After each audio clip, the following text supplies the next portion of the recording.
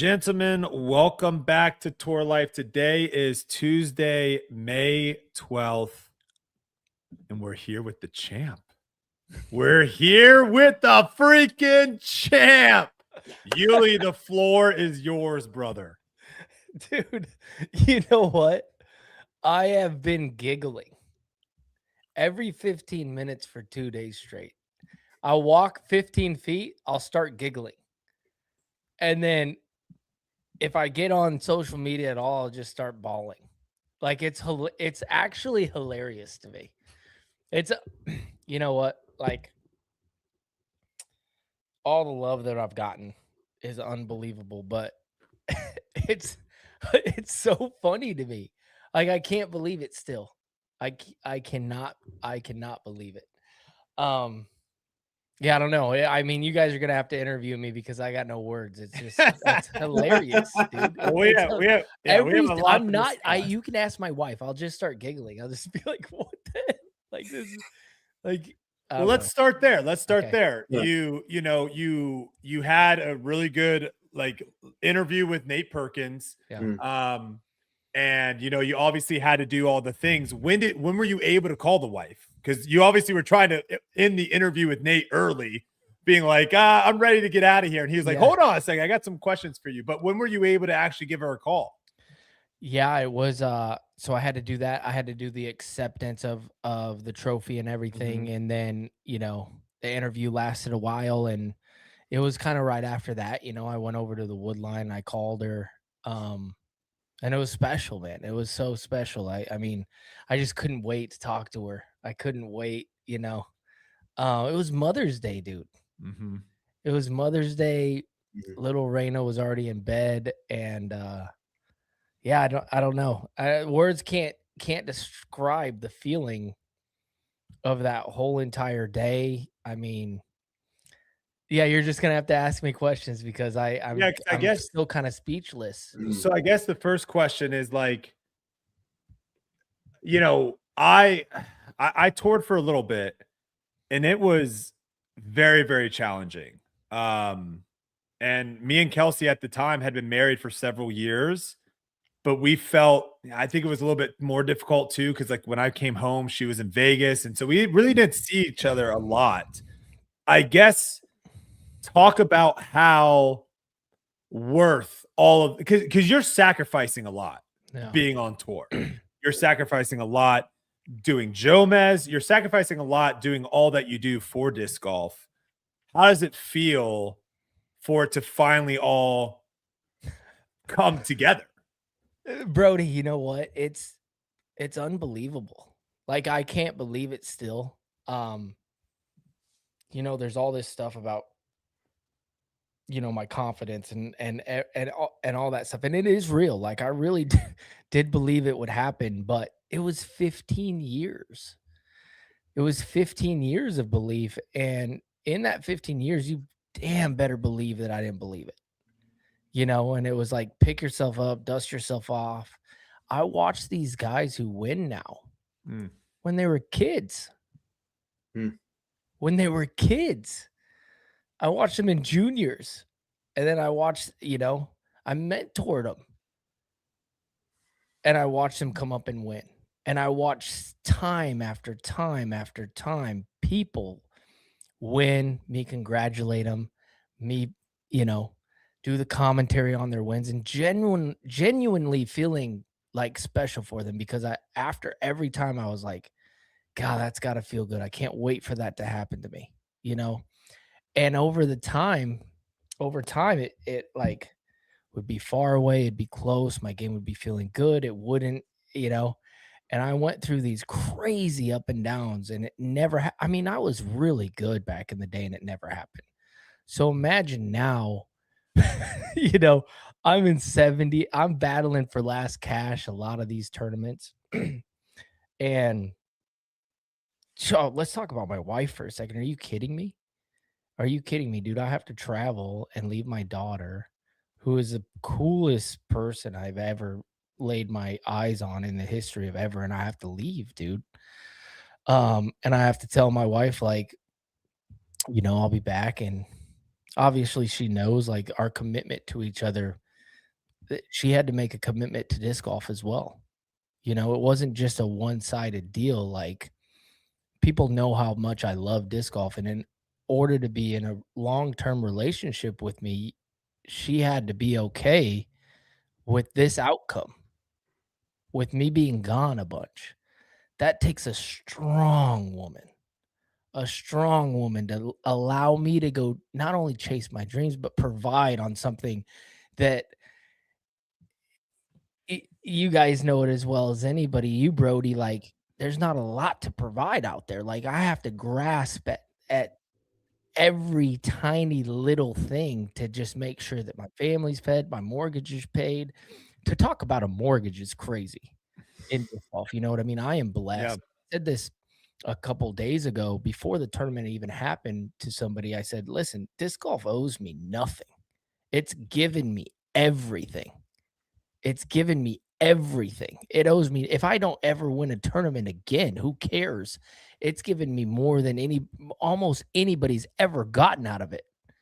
You know, we're talking about a guy who hadn't won in 15. I'm not a winner, you know, and so Well, have these things. Well, now I am, Yeah. but yeah. you know, but before this weekend, like, no, like, I wasn't that guy. I was a guy who grinded and just scrapped out every last tiny little dollar from time to time. And for my wife to believe in me every single weekend and be like, "Yeah, you're good. Go get it. I believe in you." Like, it I would have conversations with her, Brody, for hours after tournaments being like, "Dude, I just got unlucky. Like, I promise I'm good enough." You Mm. know, after years and years and years of hearing this, I don't know what she's thinking, you know, it takes, like I said, a special woman to be like, "No, my man's got this," you Yeah. know? I support that, and never one time has that ever wavered from her. Never one time have I come home and there's been like, "Well, maybe we should think about something else." Never once, never, ever. And that's a crazy thing to think about to me. Of course, you know, bills are getting paid and different, and we're okay, and we were always okay. But to hear me whine about my rounds and like, "Hey, no, Sarah, like, I'm good enough. Like, you don't understand. I'm close." Years after tournament after tournament, and I haven't ever been close, dude. Like, I was close, what, 2 times in the last 5 years I've been close? So It's that's why, yeah, we looked up actually on debate night. You have, I believe, and again, this is on tour. This is not off tour. I think there's a stat, and it could be wrong or not. So let me know. But it looks like in your career, you have had 4 times that you were leading going into Sunday, majors, and a lot that of you didn't, majors. and you didn't end up winning. Now, that's not a That's a lot of crazy amount time, of man. time, and That's a it's lot of like, time. you think about it, you had to go through the Paul McBeth and Ricky Wysocki era, where those Mhm. guys were pretty much winning everything, and now you're in the Gannon Burr era, plus Isaac Robinson, plus Simon Lizotte had a stretch where he was winning, AB's had a stretch, Paul's still Yeah. there, Ricky's still there, and it's like, it's tough to win. I try to say this every week because Yeah. people just like, why is this guy not winning? When is Ricky going to win a major? People talk about like wins are just handed out to everyone. It's like there's No. only one winner every week. Yeah. It's Yeah. tough to do. And we'll get into your play because my gosh, but I do want to shout out a couple people real quick. The Rock Monster, $10. Bro, I legit couldn't watch the last putt. My nerves nearly killed me. Can't understand how you held it together. Congrats, brother. Me and Kelsey were watching because it was late, right? Like it Yeah. didn't finish until I'm trying to think. I was in bed. I do go to bed early, but I was in bed watching it. And I said something, I think I audibly said out loud, Yuli, don't you dare. Don't you dare. Because again, it's like that's a 15, 20 foot. I mean, that's not an automatic putt in Mhm. your situation. And then obviously you cashed it. I loved it. $50 from Jet. He says, let's Go, go. Jet. Let's go, Thanks, man. Yuli. Congratulations, my brother. So proud of you for keeping at it. I rooted for you the whole last day, seeing you up there. Super cool to see that again. So let me just finish because this is super important. Let me Yes, just keep going. finish. You know, So I obviously have to shout out my wife who, like I said, had to listen to me complain and complain and complain, and then Mother's Day comes and then I'm able to give her this gift. But the gift is mine, to be out there and to know Yeah. that the house is okay and my daughter's, gonna turn into the most wonderful woman of all time because I have this monster of a partner at home. And I'm out here throwing frisbees is just unbelievable. So I have to get that off my chest because obviously she knows that. She wouldn't support me if she didn't know that. But the the I don't do this without her. You know, I'm not even close. And that goes to my mom too.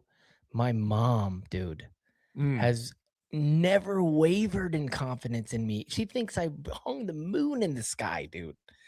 And that level of confidence to me is enough to move freaking mountains, dude. Um, but now let's get into the rest of it because they deserve their flowers. It was Mother's Day, and Well, just thank you to those two. Thank you so much. and one thing to add to Yeah. you, because you're in a situation where the majority of your income is not necessarily coming from tournament winnings. Yeah. The majority of your income is from outside of that. And you could easily have a much easier life where you just fly in the day of the tournament, you do your Joe Mez a couple days, and then you fly out. And you're not on tour. You're not going from event to event. Some events you maybe don't even do in person. Maybe you can do it, whatever, virtually. The thing I respect about you, though, is you are such a competitor because you could have easily taken the easy road. You could have easily said, you know what? I've, the last 3 years, 4 years, whatever, I've feel like I've gotten this close, I haven't done. I'm not going to practice anymore. I'm not going to play. I'm not going to do any of this. I'm just going to live this cushy kind of commentator, social media life and not have to put in the work. You didn't do that. I mean, heck, when you had injury, I remember seeing you. It was DDO a couple years ago in the hotel, and you were like your shoulder, I believe, at that point was like jacked up, and it's like you could have easily just called it quits. You know what I'm saying? Like you could have easily just said, "Enough's enough. I'm not doing this. There's too much work. I'm done." And I love the fact that you have stayed true to yourself. You go and play these like random tournaments that no one knows that you're playing to get that edge. And I think all of that came together because how many times have we watched people get themselves in a position to win and then squander it, right? Yeah. Like they get right there to the finish line and they can't go through. And it's like, by golly, you buried 8 of the last 9 holes you play. Yeah. Heck, you almost buried 8 of the last I think 8. I shot 7 under on the back 9. No, I was counting. I was saying the playoff. Plus, yeah. the playoff. Okay. You buried 8 of the last 9 you played, and it's like you almost buried the last one too to make it the last 8. So I just wanted to applaud that because I think in a world where people just give up on their dreams really quickly, and they are like, I'm done with this. I don't want to do it anymore. It's too much work. You've never done that, and I'm just really happy that it all came together for you because it was fun to watch, man. It was freaking fun to watch. Yeah, it felt like, you see these moments in movies sometimes when you have like the underdog come and like everyone is all in united together, but we got to see that play out in real life where for a moment, because when you think about the disc golfers out there who have like impacted people in one way, shape, or form, you have people who've played, but like you have touched every single disc golfer who observes disc golf in any kind of way because you're the voice of Joe Mez to them. You are someone who teaches. You are someone who is a stalwart on the tour.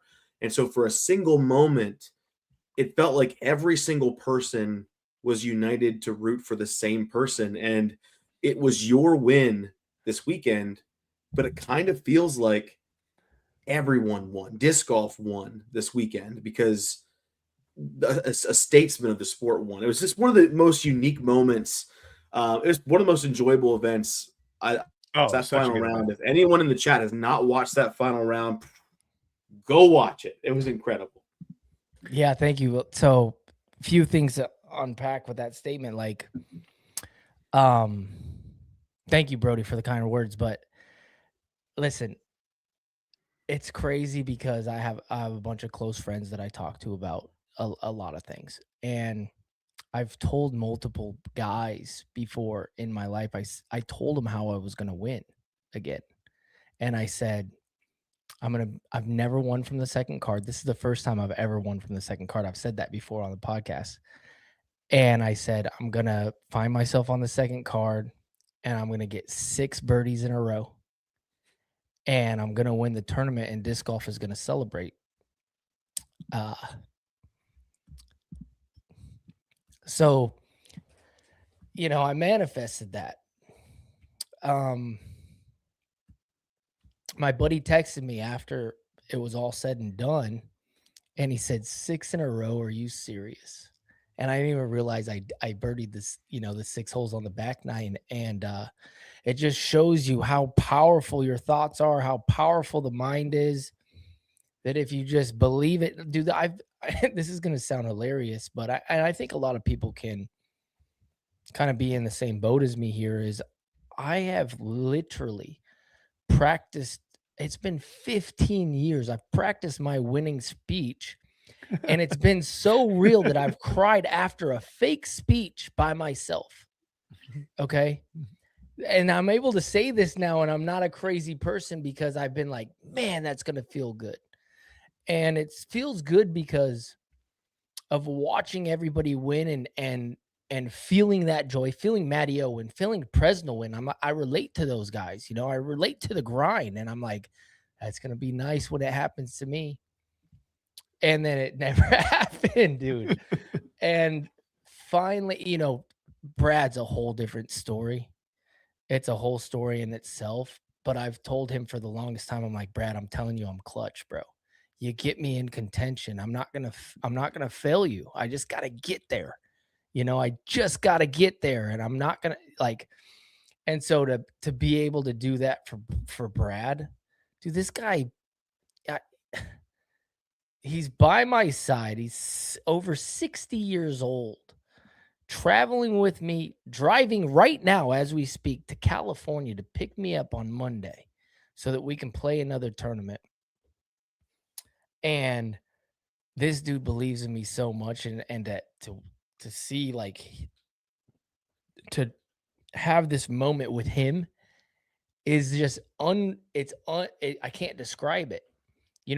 When I tapped it in on 18, a lot of people want to know what happened down the stretch, and I can go into that if you guys want to, where I was mentally. We'll get there. But, we'll get to the actual play, but yeah, keep going. But to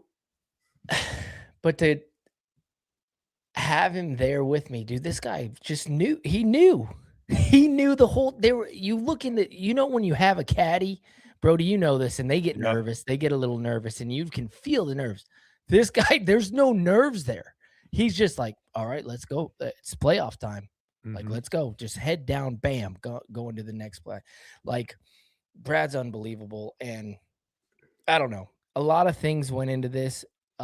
You mentioned playing all these small tournaments, and I want to get into that too because of kind of down the stretch and where my mind went.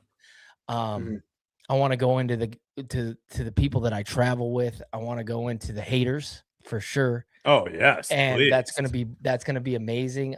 Sponsors the whole thing. So next question, please. Should we maybe just start from the beginning, because I think that's a good place to start. So you are notorious for letting us know, boys, I'm trying to cash this week. Boys, I maybe can pull off a top 20 if everything goes well. Very few times do we hear a top 10 chance, or I don't think I've ever heard you say, I can win this week. And a lot of that has to do injuries, obviously, right? We've been battling some injuries, but also just the course, right? Sometimes you just go and you're like, there's a handful of holes out there I can birdie, the rest I can't, right? And I think, obviously what that means to me, because some people might go, well, Yuli won because of the courses. No. What I think that means is the amount of opportunities you have to win is so much smaller. And so I'm curious to you, is like, was this week something different going into it? Were you playing out there and realizing, hey, this is a different tournament going into this one? Without a doubt. Like, I remember last year I played it and I just got stomped, like just absolutely pummeled. And I love Sprinkle Valley. After the tournament, I was like, how did this happen to me? Like, this is my spot. And I held on to that love and I was like, okay, I love this place. Like, I'm going to play well here. But only a few weeks ago, I found this form change that I implemented in Kansas City, and it worked fantastic. And all of You a talk sudden, about the backhand or forehand or what? backhand. Backhand. And I was just lacing. And it was actually so good that it got me into trouble because I was throwing it farther, more accurate. So I like had this weird like transition of I'm getting more looks, but I'm not, my putter went away. And it was like this weird thing. And I've talked about that a lot. Like, I know that even if you start throwing it better, that doesn't necessarily mean better scores, right? And so I implemented this, and I actually texted Gannon Burr and I said, hey, Gannon, I need a lesson. Like, I've been watching you play, and I implemented this thing that I learned from you, and I would like a lesson. And it didn't work out, but I actually took from his form a small little tidbit. And I won't get into the details, but it really helped. It really, really helped. My throw, actually, I increased my spin by like 200 RPMs. Just Wow. like this. Whoa, that's a Bang. lot. But my speed went down to like from 65 to like 60, 61. So Okay. way slower. But it didn't matter because I was throwing it farther and I didn't have to throw it as hard. So my accuracy went up through the roof with this small little form change. And so that really helped. So going into this tournament, I knew, I'm like, dude, I'm throwing it better than I ever have. But the putter wasn't working. My putter got ran over by a lawnmower. I told you guys. Yes. And so I had this other putter, my backup, and it wasn't working either, but it was a little softer, and I switched that out. And so all of a sudden, the first round comes, and I was super confident. I got the first 6, and the whole round, I'm throwing it exactly where I want, and I'm making putts finally again. And all of a sudden I get done. And for the first time in my career, I went 100% from both circle 1 and circle 2. 13 of 13 circle 1X and 3 of 3 circle 2. Yeah. So, that's nice. That's a nice confidence booster, and I didn't get everything out of my round. I didn't. I left a lot of strokes out there, even with a 10 under.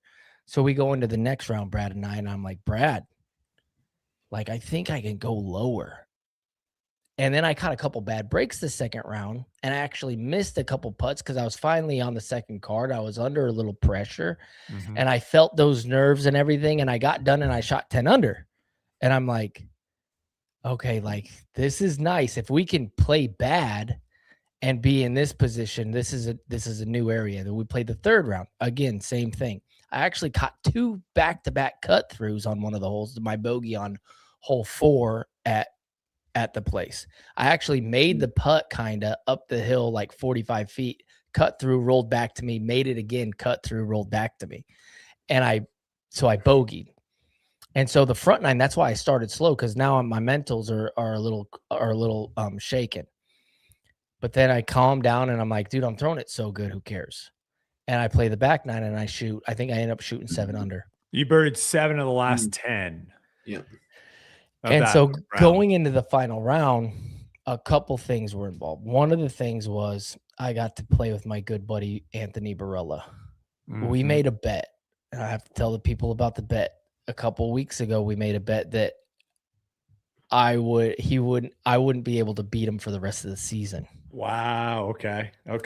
And so he comes back, roaring back, and ties me. I had him by 8. Yeah. And so we have this friendly rivalry going into the final day. And this is what really propelled me to play good, is because a lot of the round, I'm just competing with my buddy again. I'm there. And then once the back 9 hits, I take a couple bogeys, and dude, my mental game was on point because I knew how good I was throwing. Like, if you look at I don't know if they got these statistics or not, but I didn't miss a ton of fairways the whole week. Like I was in the middle. The stats for the statistics are very tough, but Yeah, yes. but I'm telling you, like I was down the fairway, line, angle, everything the whole entire weekend. So we get to the back nine, and then I notice his demeanor starts changing, and he's watching scores. I'm not, but I can tell, oh, we're in the mix because of the way that he was playing. So I knew we were both in the mix. He ends up taking a double bogey. I get insanely lucky, which I did get a couple times this final round. And I go early on the hole that he took a double bogey on. I go early before the tree and I skip through safe. And then I make the putt from like 45 feet. I birdie the next two, and then he ends up bogeying again. And his caddy Daniel comes up to me and he says, "Go win this thing." And I'm like, "Oh, okay, I'm close." Like I knew I was in contention, but so you're on hole 16 at this point? That's after I throw the drive, he tells me that down the fairway and I'm parked. He's like, "Go win this thing." And I'm like, "Okay." Was that nasty forehand, I think, hole? Yes. Yeah. That was a disgusting throw. This was the best one I've ever thrown. I'm going to be honest. And it was a total Raptor? guess. What was it? It was a Punisher, and it was a total guess. I was feeling pretty nervous, and so I just was like, my mental was so good. I was just like, who cares? Guess. What's the worst that's going to happen? And I just pure it. So he tells me that, and I'm like, okay, I know I'm in contention, but I also know the scores. And I knew the lead card was like, there's no way that they could possibly, like, they would have to shoot like 2-3 under at this point for me to even have a chance. And so I'm like, I have to birdie out. And then I know I kind of got a chance going in. I birdie 17. Did you know where Jaden Rye was at this time? Because I hadn't looked at scores at all. Okay, you haven't looked at scores. Okay. What do you have with Brad? Like in those moments, do you and Brad kind of have a system where he can give you any tips as to what you got to do, like in terms of putting the foot on the pedal, or is he just letting you go? He lets me go. Yeah. Brad would Is he looking at scores? I tell him not to because I don't want to feel. He has no idea either. Okay. Neither of us know, but he ends up after I park it. He sometimes wanders off with the bag and goes to the next hole. Well, Cupcake was there, and so I knew he knew because I knew he wouldn't. He can't handle it. He has to go and find out. Okay. He has to find out. And so he goes and he talks to Cupcake, and I know that's where he got information from. So now he knows, but I don't. Okay. But I know I have to birdie out because I know there's no situation where I've played with the two bogeys that I played good enough to, build a lead or anything like that. And so I park 17, and out of my hand. What disc was that? There's a Punisher again. Oh my God, you're still in Punisher all over this course. Every hole, almost. So I throw the Punisher, and out of my hand, Anthony goes, "Let's go." Yeah. And then I know I'm like, okay, I have the lead. Okay, I know I have the lead now because he wouldn't say that unless I'm close. So then I make it. I go to 18, and I finally look at scores. And I see that, I have the solo lead, but they have holes behind me. I didn't have to look, but I wanted to make sure that if I did somehow miraculously build a lead, I'm not going to just be aggressive, throw it up there and do something stupid. And so I throw my tee shot and I played it because I'm like, I'm nervous. I'm going to pull it. I'm going to aim at the tree line and I'm going to pull it down the fairway, but I didn't pull it. So I'm like, okay, I'm not nervous. And the commentary says that it might have gone OB. It was not going out of bounds. I'm going to tell you, this is a Punisher. It skips straight. Just so everybody knows. But didn't it hit into the tree? It hit a tree. No? It hit a tree. But this is the tree, I'm saying it's. Okay, I got you. I think the scary part too, which is funny. I think the scary part was it hitting a tree and going left OB, and then you're OB, and but it was really close to being a great shot. But anyways, it kicks right. It kicks right, and then I know the situation obviously, and I actually know who's on the lead card. I know the situation, and so I know who's close. And I'm like, okay, they have to basically birdie out to beat me. Like I'm not gonna play crazy aggressive on 18 because that's not a guaranteed birdie. So I actually throw really stable on the next shot so that it doesn't drift, and I take the out of bounds on the left out of play, and that's why I ended up short. And so now I have a really good shot though. Yeah. No, I threw it as good as I could. I get up to it and I'm like, oh man, I'm pretty sure I make this putt. I'm guaranteed a playoff. And I putt it, and I didn't want to be so aggressive. I'm like, I've been in this situation a bunch at smaller tournaments, and I've seen this go awry if I play super aggressive and I hit the rim and roll or something. So I gave it a super soft bid, but I actually thought I made it, you know. But my mental game was so good that I just started laughing afterwards because I was like, hey, best bid I could. I tap in, and then I have to wait. And then obviously the story plays out. Ezra ends up birdieing 17. And I'm sitting there in the chair watching, just completely calm, man. It's the first time in my life. Well, I haven't been in this situation in forever, right? And so I'm calm. I'm talking to Perkins, and I'm like, man, I should have made that putt. And I thought without a doubt that Ezra was going to make the putt. And I was okay with it. I already came to grips. I'm like, okay, he's going to make this putt. It's going to be great. And I made a good run. This is a good building block going forward. You know, I was already made peace with it. But I told myself, but I'm like, if he doesn't, like, he's not going to beat me. It's not going to happen. So there's a clip where I'm watching and he misses, and I go, eh. And that was, okay, it's on. And I actually thought, well, I'm walking down the fairway and they're chanting my name as I don't even make eye contact kind of with Ezra. I wanted to stay in my own zone. So I like go around everybody and I start walking to the playoff hole because I already knew it was going to be 18. So I go past them and I'm going to let them do scores. And I'm walking and they're chanting my name. And I almost told them to like, hey, like calm it down. I didn't really like that, you know, because we're going to a playoff and they're chanting my name, and I got this guy who I respect, and, you know, and I'm like, okay, this is tough for him, but I didn't, I let them chant, and I'm walking, and we get to the playoff hole. I actually had to take a leak, so I went in the woods and then did my thing and came back. Ezra was at the tee pad, and we dabbed up, and you know, the coin was flipped, and I had made peace with the fact that it was going to be a long playoff. I thought that we were going to birdie a lot of holes in a row. And I was like, I had already kind of gone through it in my mind. I'm like, okay, we're going to have to play 18. We're going to have to play 1. We're going to have to play 18. We're going to have to play 1. We're going to have to play 18, you know? So I'd already kind of envisioned this playoff going that way. And he threw a shot, and his shot was good. I thought it was in a good spot because being a predominant backhand player, you kind of want to be on the right so that you can throw. You have a wider gap to bring it in. So I was like, okay, other people might think that's a bad shot, but I'm like, oh my gosh, he's in a prime spot. Did you like going second in that scenario? Like, if you could pick, what would you go, first or second off the tee to start the playoff? I want to go second. Okay. I want to see what happens because if he kicks out of bounds, I want to be able to lay up. Be a little more safer. Okay. Yeah. Right. But because of the tee shot on 18 where I was like, okay, I'm not nervous and it didn't flip and I played myself to pull it, I was able to actually correct and just aim right down the fairway. Nasty tee shot. Best shot of my life, Nasty honestly. And I just started, it was like I was walking on a cloud. Like I was in such a zone. I'm not kidding that, like, I'm like, because I'm telling you, I already made peace with the fact that this was going to be a long playoff. So my mental wasn't even on this hole. I'm like, okay, this is going to be a grind.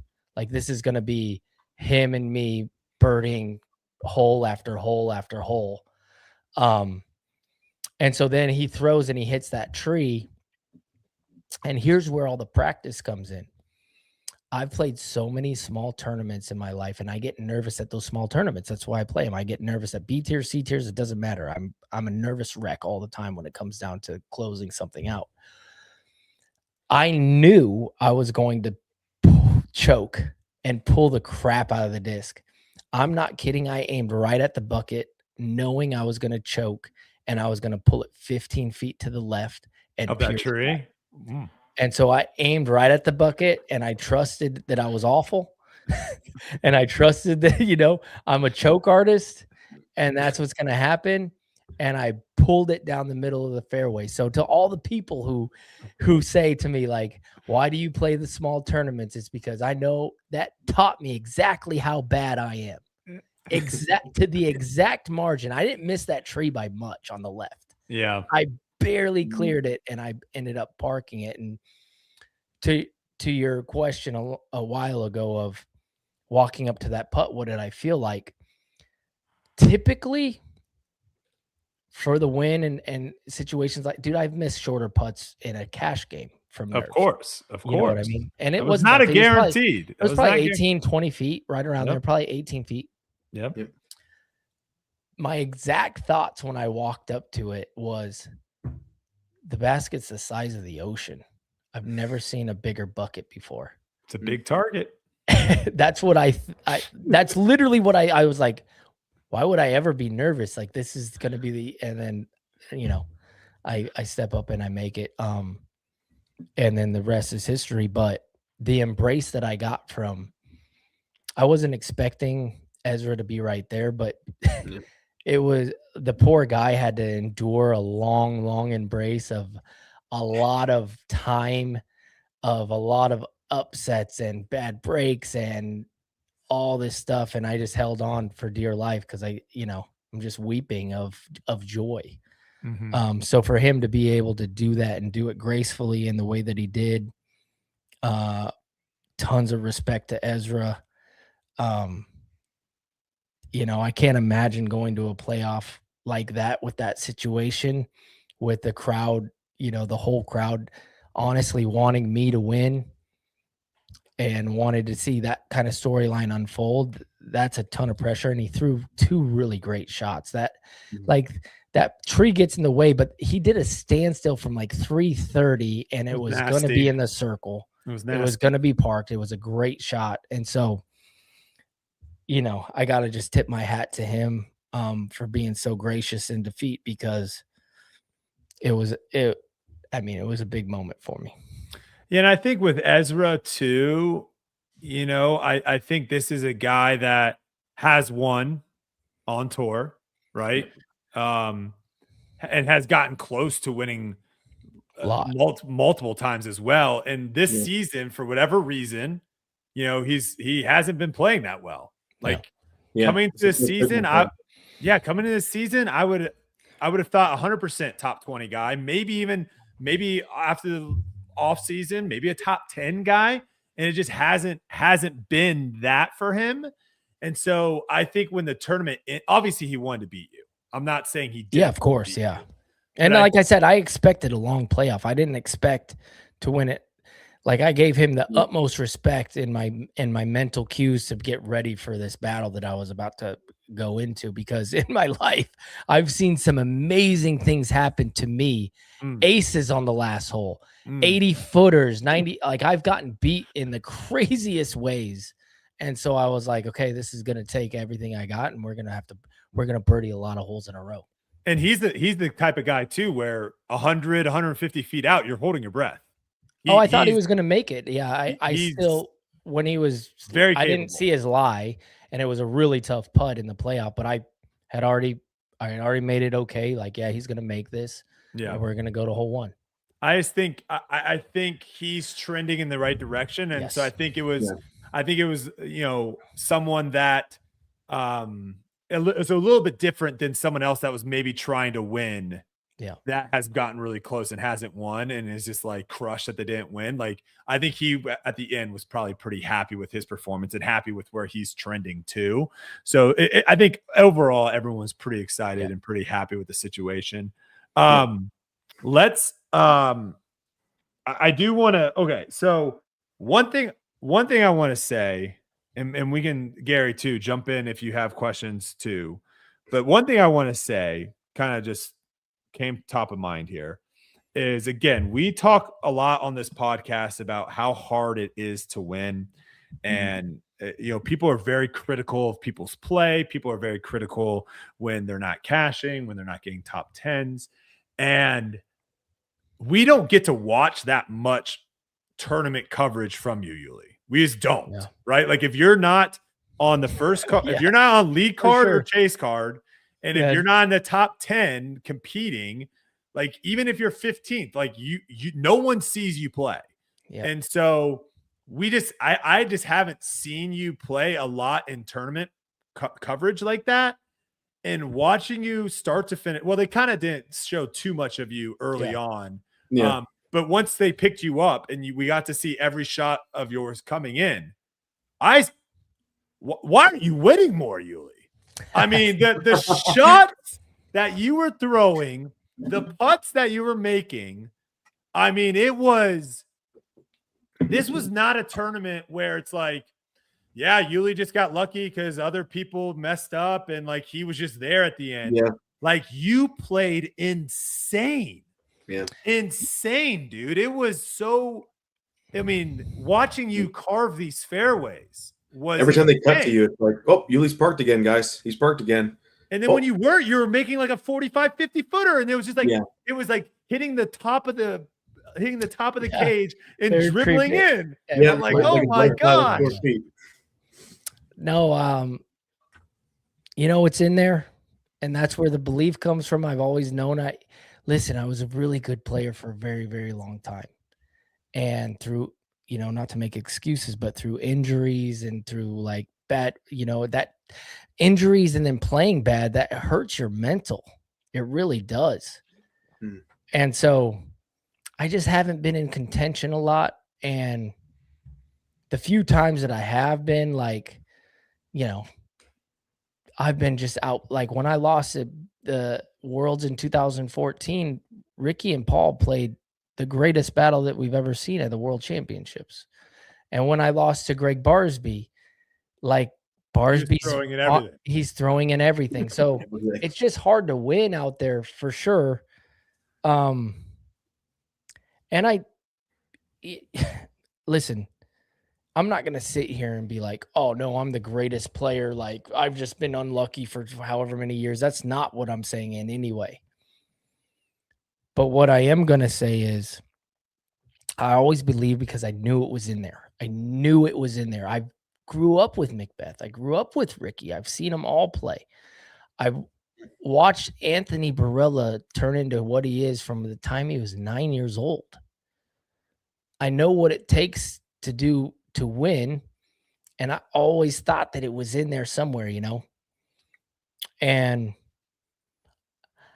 I didn't expect it to take this long, and I definitely didn't expect it to happen this weekend. I mean, it was an Elite Series Plus, dude. It was a four-rounder. It was a four-rounder. I was 4 back of the lead going into the final round, and it's not like I'm going to sit here and be like, yeah, I tracked these dudes down. Like, it took a lot of things to go my way. It took that's what has to happen, though. It took good breaks on my end. It took bad breaks on a lot of other people's end, and I'm not oblivious to all of that. I'm not. But what I do know is deep down inside me, I'm a winner. And so when I got into the position, there were no nerves. There wasn't any doubt. There was, I'm either going to win or I'm going to lose. Like, I believed in my competitors around me. I thought that Ezra was going to win it on the 18th hole. But I'm not somebody that backs down and that feels the pressure like a lot of people. And I just haven't ever been able to prove that, I just have never been able to be in that situation. It's so hard to get in that situation, especially when I don't throw it that far, there's been tournaments this year where I've lost by 40 to Gannon. You know what I mean? I've lost. I know. I've lost by a ton. And so, but here's the thing about sports. You get to the end and you take the shot clock away, and there's 2 professionals playing for a title. It's a 50-50 split. That's the way that it goes. It's a 50-50 split. And I somehow got myself into a spot where it's a 50-50 split and the coin went my way.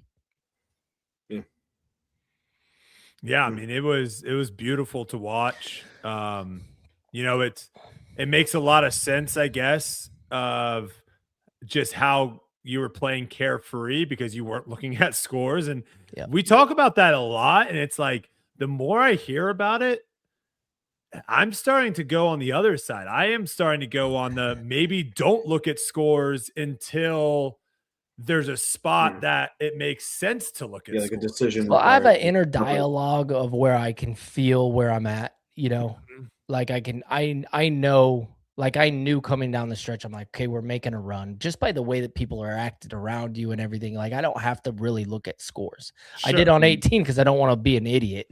You know what I mean? That's a time where I can't be like, all right, like kick out of bounds when I could just go sidearm, sidearm, sidearm, sidearm, sidearm and win. I Yeah. don't want to make that mistake.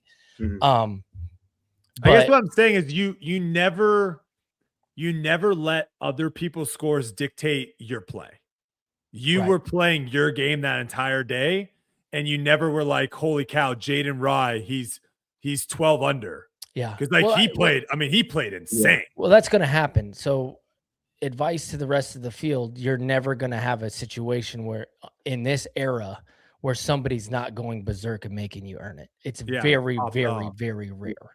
Like Yeah, and you just somebody's going to make you post a score. because That's I why look at go ahead, Gary. That's why I think this last round was so entertaining for so many people, because at any given point, there were like 5 different people that could have won this event during the course of the round. Probably more than that. It's just incredible. Gary, watching the coverage, that's why I'm laughing now. Watching live was every insane. 15 minutes, I'm laughing to myself because watching coverage and Calvin doesn't make mistakes like that, dude. No. Yeah. You know what I mean? Kyle Klein is a dog. He doesn't make mistakes like that. Evan Scott was all of a sudden just missing putts inside the circle. And exactly. And so the chips just fell my way. And I honestly think it was just meant to be like, you know, I told you guys, like I envisioned this, I was going to birdie 6 in a row and it was just going to happen. And that was the edge. That's what I want to tell people. Like, it wasn't that I was making more putts than everybody and driving and parking all these things. It was because of the belief. And I already envisioned it happening this way. And so when I got to the playoff, it was like this. There was no nerves. There was no anything because the story had already been written for me. Yeah. Like I told my friends, I'm like, I'm going to win and disc golf is going to celebrate. Like disc golf's going to celebrate because it's been so long.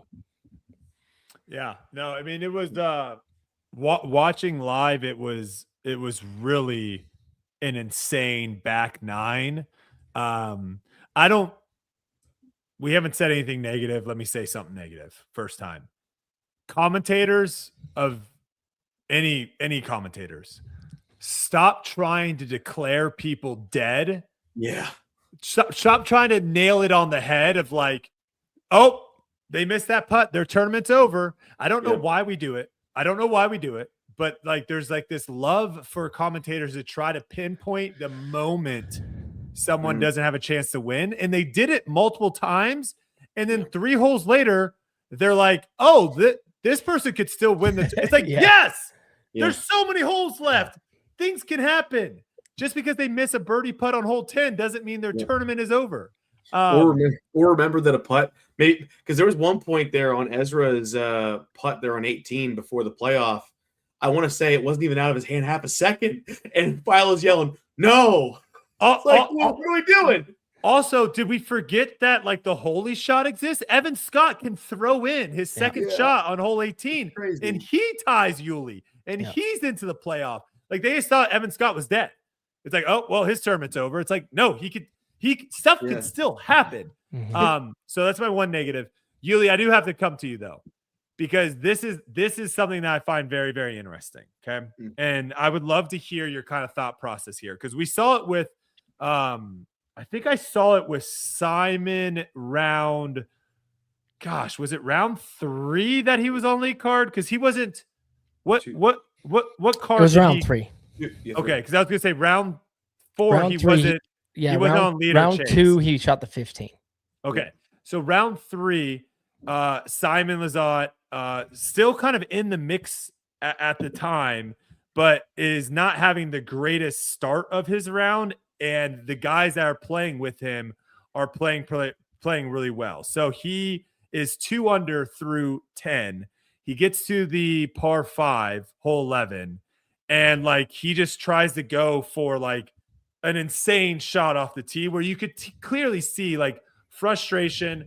I'm just going to rip this shot and try to maybe make an eagle here. Fast forward now to you. We get to see you bogey 8 and 9 to now shoot 2 under on the front.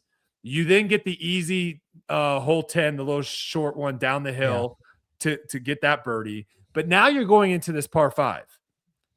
What is the thought process of not, and I don't know, they didn't really show how you played that hole, so I don't really know what happened, but I'm seeing par on here. And I don't think did you go OB? No, you didn't go OB. So like, I guess the question is, what's the thought process? What's stopping you from being like, all right, you know what? I can eagle this hole. I can throw 2 500-foot shots, 480-foot shots, and get myself an eagle look. I need to get an eagle here. I need to do something I'm lacking right now.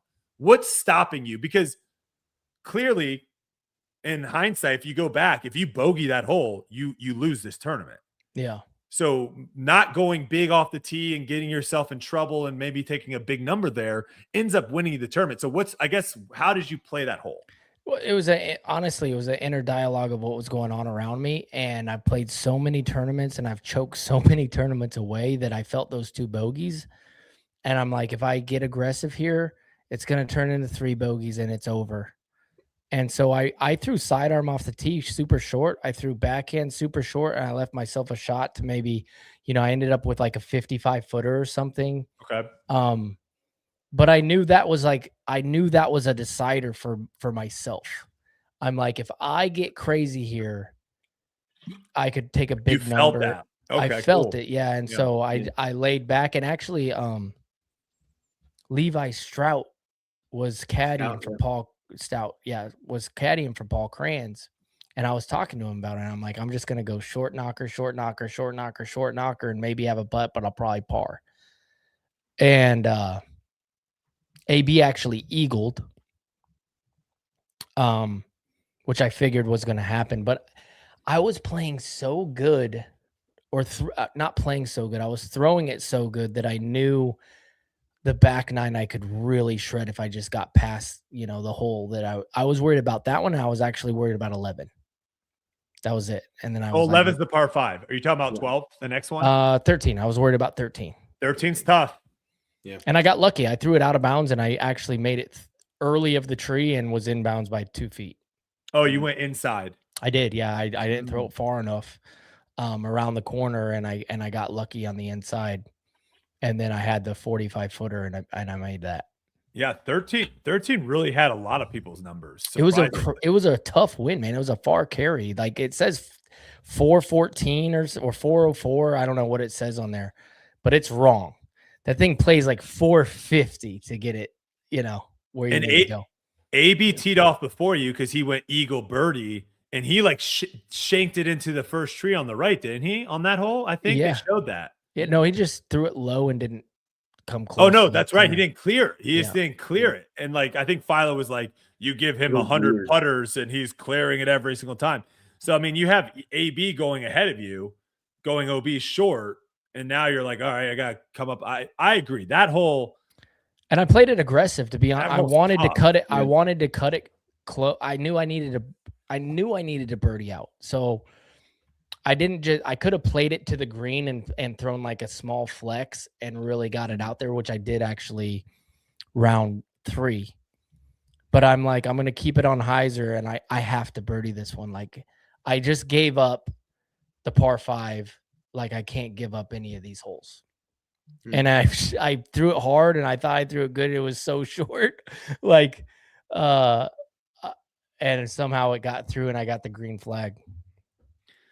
One of the things I thought was really cool, obviously you had, a lot of support from players and stuff after the tournament, but you had a moment with Brad where he was just looking at you and kind of like just yelling at you, who's the best?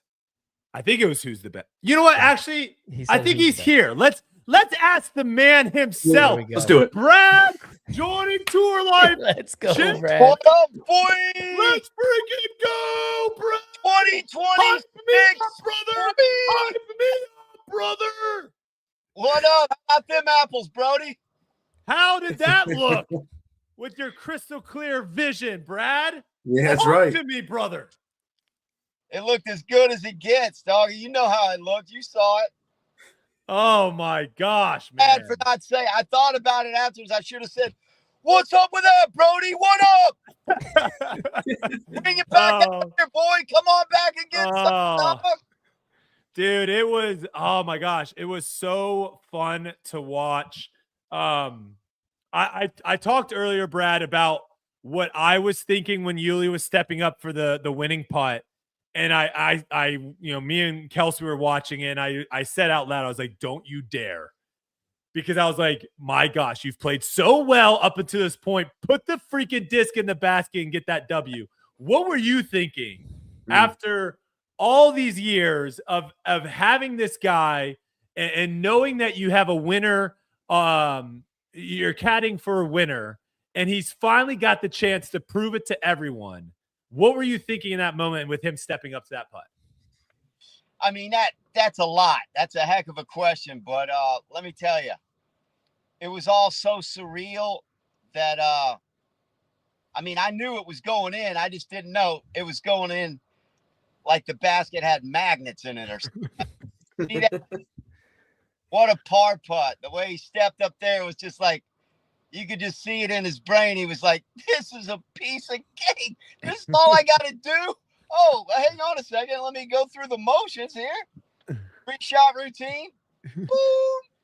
Right in the heart, dude. It was just, yeah, crazy day, bro. Crazy, crazy. A lot of little foreshadows and just, I mean, when we were walking to that first tee or 18th tee for the playoff, I kind of felt bad for Ezra because the people were so behind Uli. It was just like, you know how those things go, tennis matches. Of course. When you got the people behind you, dude, it's big. That's definitely alive there, but dude, I was just like, I mean, we're still pinching ourselves, dude. It's surreal. It's like I died and went to heaven, bro. It's unbelievable. Yeah. Well, you were floating above the green there for a moment as everyone was lifting you above into the air. Yeah, it is. They got to throw Grandpa up in the air with somebody. I love it. Isn't that crazy though? Like something that, because you and Uli have had this vision, have had this thought in your head of like, I'm going to win one day. It's going to happen. Oh, yeah. And even though you literally have said it, you probably have ran it through your head hundreds of times. Right. And then when it finally does happen, yeah, you're just like, is this real? Like it's so funny how that works, of where it's like, it's going to happen. And when it does, you're just like, you can't believe it. You can't believe it actually finally happened. 1000%. It was just, I mean, the way it all went, dude, listen, we were on the driving range. I was on the driving range picking up Uli's dogs. And AB, we're at the Harvey Pennant Golf Complex. There's golf balls all over the property, everywhere. So I'm picking up dogs, and this ball comes rolling by me, and I look over, and there's AB. And, when AB throws something at you, dude, it's not like just anybody in the world throwing something at you. I mean, of course, we all love AB, but people don't know they might not know. I don't know, but what a great guy he is, and just what a great energy and attitude he's always got, and stuff. And anyway, he threw this ball, and I was like, what the heck? I saw the ball go by, and I looked at it, and I could tell with my 2020 boy that it was a Titleist, and it looked like a Pro V1, and I was like, okay. AB's throwing an egg over here. Let me see what kind of shape And I picked it up, and it was a little dirty and stuff, but you could tell it was a decent egg. I'm like, okay, not a wonder. For those of you who don't know what that is, that's you find a golf ball on the golf course, and you wonder if somebody just dropped it right out of the sleeve. call him a sleevey wonder. But after I cleaned it off, dude, I was like, and as soon as I picked it up, I saw that the number 1 was on it, right? And I go, AB just threw us the tournament, bro. Because little things happen when you win. I always did good on hole number 1 a lot of times when I won. It's not 100%, but a lot of the time, little things happen that while the process is unfolding, you're like, yep, I'm feeling good about this one. This is a good day. This is good. Things are looking good, you know. And the first part of the round, big wins, didn't get up close to the bucket like we wanted. A tester, and Uli just, I mean, dude, he passed all the tests this week from top to bottom. And that was one where, you know, you could have just easily just thought, hey, final round, let's not get crazy here. Let's not in a high percentage make. Let's get top 10, top 5 finish. Let's just kind of coast in. Yeah, or no, we're just let's not make sure we don't do anything stupid. Yeah. You know? That was never in his mind, dude. He was thinking about making it. He worked the wind, waited on it a little bit. It sort of laid down a little. And when that thing jumped in off the rim, dude, into the bucket, I was like, we got a real day here. And dude, you know, AB and Uli already had an individual bet. You're not going to beat me at any point this season. So there was that little individual bet going on inside of the tournament that I was excited for, you know, before that day even started. Once we found we were playing with AB, it's like, yeah, boy, up with the bold and the beautiful. Let's see. And he was talking, you know, he's coming off of 2 heaters. He's like, dude, I'm gonna destroy your guy out there. I'm back at the house, and I was like, I told him, I said, don't be surprised if you don't run into a little vintage Ules out there tomorrow. Because I got a feeling, dog, like Ben Crenshaw at the Ryder Cup when his guys came back and won that tournament. I'm telling you something. I got a feeling about this.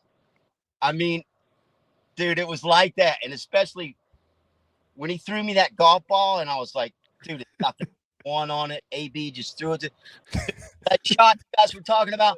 I've been more shocked in my entire life, dude. We waited, you know, Luke Humphreys had a ruling or some kind of OB over there at the creek. Iced AB over a little bit, cooled him off. But when he threw that shot, and it was obviously out of bounds, out of his hand, I was just like, what in God's name? Because he'd just gone eagle birdie to do the Mongolian reversal. Oh, yeah. Take AB battle, you know. Even if we don't win the tournament, I want to beat AB, you know. So that was like, what the heck was that, dude?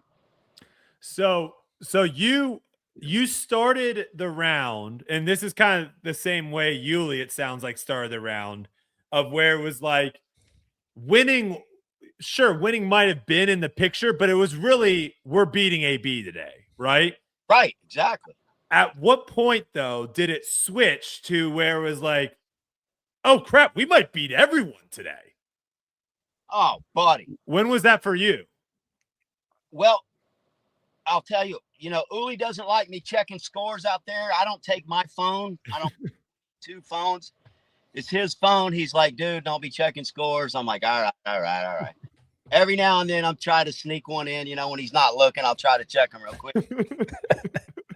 I usually try to adhere to the man's request, you know, and I don't mess with it. But, dude, when he threw this, I mean, he just went into computer boy mode. When AB threw it in the creek and we got another good break with the tree gods that day, number... That was 12. Or no, that was 13. 13. Well, number 4 first, the big downhill over the green, Heiser OB right behind it. Oh. He threw a beautiful shot. I mean, nobody was playing it far enough right. He couldn't have played it any more right. And it comes in there, and it looked like it might have skipped in, but it hit a fair amount of heat and a good jump on it, and it kind of grazed the tree in a way that made it curl out, you know, inside the circle comfortably. And that was a beautiful break for us. We don't see a lot of that out there, you know, haven't seen in a while. And then on 13, after AB threw it in the creek, he throws his shot, and it's obviously going to flirt with the tree, and it needed to push a little. And I'm like, get out there. Get out there. Get through there. Swoosh, and it goes right through, never touched a limb. And I thought it was going to be a little closer, but it was still a 50-footer. And he freaking pures this putt, dude. Another one that kind of hopped in off the front of the cage. Yeah. Just vintage Ules action with the touch. And then there, dude, he just went in fuego computer boy. Just absolutely. The next drive on the next hole, low ceiling, tight, flexes this Punisher, dude, that just ends up way down there in the right side window. Just, I mean, it's the absolute garden. And of course, he filleted that, tap in. The next drive looked an absolute computer model, the one the day 15, before. tough par 3 to get close. Yeah, dude, and there's a lot, and we've been getting Julio ground play all week. Hitting the ground, scrubbing all the speed off of stuff, off of perfect shots. We're like, dude, if all that debris wasn't there, that would have been perfect, probably, And here again, just took a nice jump right up to the bucket, left him a little awkward look there, but very makeable. He popped that in there. And then that next hole, dude, I'm telling you, I was off the back left of the tee pad, and that was I think that was the best shot outside of the playoff tee shot. That 16 forehand was nasty. 17 was crazy too. I dare anybody to throw a better shot than that on that hole for 5 years. I mean, behind the pin, dude. 8 feet right behind the pin. You know how tight that is. And he let that thing go with so much hyzer. And as soon as he let it go, I've seen a million putts on golf greens. And a lot of times when a guy hits it, it's just like, I know it's in. And that was one of those moments, man. I was like, I think I said, do that or something, with big learner on him. Do that, big Ules. Oh, but then, I just remember saying, beautiful shot. Because, dude, he just went, it was just like, and then I'm like, I got to film more of this. So what happens? He don't let me checking scores. He fillets the drive on 16. I cut through the back to cut over, and I see Cupcake. Here comes Cupcake, And so I wasn't checking the scores, and he goes, man, Jaden Rye just went off. I think he's going to win. And I was like, dude, what did he shoot? What's going on? Where's he at? And he's like, oh, he shot 35 under or something. And I was like, oh, wow, And then I was like, wait a minute. I think if Uli taps this in, that's 35. I think we're about to tie him. 30, 17, and 18, we could win. He goes, yep. And I'm like, deal. And then I'm like, I got to film more of this. And I was filming his shot, the back right, and it's an anti move. I couldn't see the fairway, but the way he threw the shot, dude, just the finish and the commitment to it, I was like, that's Bart. Just like 16. As soon as he let it go, I'm like, golden child, that's going to be a birdie. Sure enough, dude. And then, and of course we get to 18 and there's a little bit of reservation. You're like, holy moly. Wait a second. Yeah, this is a gut check tee shot that could end up left in the woods and shit. So I was like, dude, please, God, throw a good shot. That's what throw it in the middle somewhere. But yeah, dude, and also when I'm watching, we're back there behind the green. And I see Ezra, and I'm like, oh, my God, dude. Ezra Robinson with a mid-range from, oh, my God. Guy's one of the greatest ever to throw a wood shot. I'm like, oh, there's plenty of fair. And he lets that thing go, and it looks perfect, and all of a sudden you see it. It's going to square up with the old Barbazol sign tree. So that happened, and then I was like, dude, he's famous for this. He throws a bad shot, walks up there, does his little jukety juke, and pops it in from 75. I'm like, we're not out of the woods yet, dude. And it looked like it was going in, man. That thing just swiped right in front of it or something. But then I was like, dude, we're in a playoff for the win. Let's go. Yeah. And, they were saying, oh, Kyle Klein, possible 3-way playoff. And then we saw Kyle butcher it a little bit. And I'm like, he's out of there, dog. We're down to one more pony. And like walking. When Uli took off for that tee box for the ATT, I was just like, and the people were going, Uli, and Brad, Uli. And I was like, let's go. I was just like, you could just feel that the momentum, the sentimental favorite. It was like, I felt a little bit for Ezra. I'm like, dude, that's a tough spot, dude. You got a lot going against you right now, buddy. And when Uli threw that tee shot, I was just absolutely floored. And it didn't leave him any kind of gimme either. No. Yeah. Yeah. Let's talk future, boys. Uli, Brad, where do we go from here? Oh, dude, you know, Young's playing right now. You know how Matthew Fitzpatrick's been playing. Look at Alex Fitzpatrick. The guy almost won a Dude, when great golfers get going, they usually play good for a while. I feel like Uli's a really good spot to just keep playing well. There's no reason why we can't continue playing well. And we got our eyes set on a world championship and a USDGC, and we're in the tour championship. I mean, dude, we're basically free rolling the rest of the year. Yeah, I mean, he's 100% right. I'm not gonna say that I'm gonna be in contention every weekend and this is gonna be an easy go at it, but to have it under our belt to where we know once we get into contention we're a real factor, that's huge because that lets everybody else know as well. Like, you don't want to give us a putt to win, you don't want to get us in a playoff, and I think people will know that. And so we just need to give ourselves looks and keep playing good golf, keep improving. And once we're there, that's a real thing in sports. Once you see somebody do it, I'm not being oblivious to this fact, to where if I'm in the mix coming down the stretch, I've now proven that I'm a real factor, that it's not going to be easy. So now it's up to Brad and I to make sure that we get into the mix again. And once we do that, then it's mano a mano, and you know what I mean? I'm not somebody that's going to fold. And yeah, I tell you, that's the important, with Brad and I've told him for the longest time, and he's never been able to see it. I told him, and I told you guys this earlier. I'm like, dude, I'm a dog. Like, the pressure doesn't get to me. I'm actually clutch.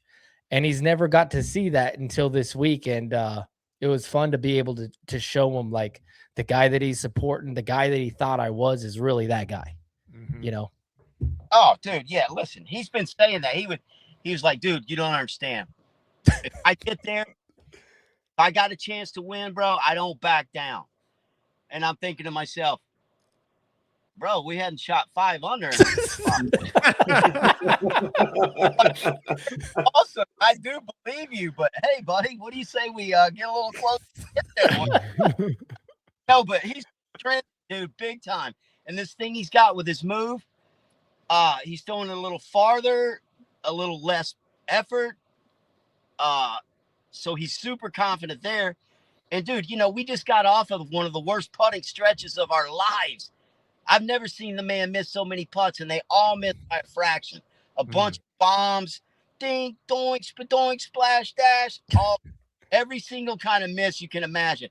And it's just like, and dude, we were out there on day 3 at Harvey Pinnock, and Greg was walking with us from the Pro Tour, and he had a putt with this long distance putt again. And I said, dude, if this thing misses right here, I'm throwing that thing out the window while we're going down the highway. But I go, it is so going in so many times, bro.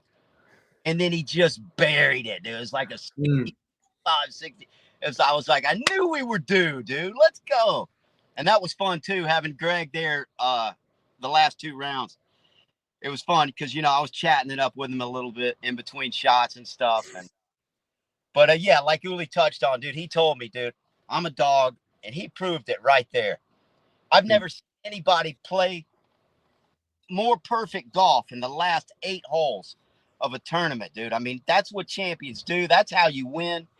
You win by making putts. The man came off the worst putting streak of his life, throws a new dog in, and just lights it up, bro. It really, thing of beauty, you know. And I'm a little remiss because, you know, the first round we had a chance to go 7 for 7. Knock, knock, boy. Hello, fellas. We came to play this weekend. 7 for 7. But on the third one, I was like, I didn't start filming immediately. I usually film all the birdie putts. And then he had a putt for 3 in a row. And I was like, oh, shoot, man, 3 in a row. Maybe I should try to film this. And I was like, the little guy on my shoulder was like, don't you touch that phone. And I was like, yeah, good call. He made it. And then the next hole, he's got a tough one through these trees for 4 in a row. And I'm like, 4 in a row? How many times are we going to get a shot if I've got to film it? Don't you do it. Don't do it, dog. And I didn't, and he made it. And then I was like, I'm not filming anything ever again.